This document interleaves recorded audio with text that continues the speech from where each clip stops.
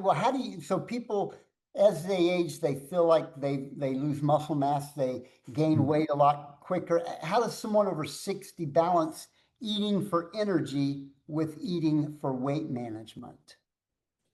Yeah, it's a really a good question. For me, when I wrote my book, Hole in One Nutrition, obviously it's based for golfers, but I think that the key principle that I try to get across to people is we really want to balance someone's blood sugar out because in most cases where we're talking about weight management and then obviously energy as a goal for people, we really want to flatline someone's blood sugar.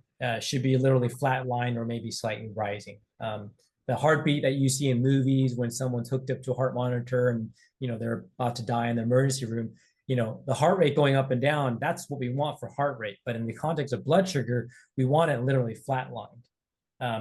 And so that's where in my book, I came up with a principle called PFF. And I just told people, look, your BFF, so your best friend forever for blood sugar control is PFF.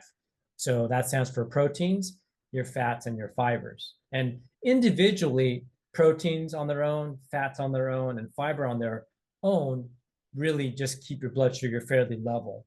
But when you combine all three, you get a synergistic effect where it's a 1 + 1 + 1 equals a 4 or 5 effect. And I feel like for not for everybody, but I think for the far majority of people, if you do that for most of your meals, your blood sugar is fairly stable.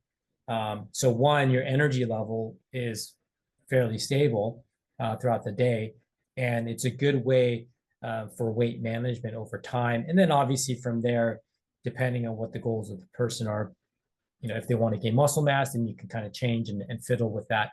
But I think that's a good baseline for most people to start with.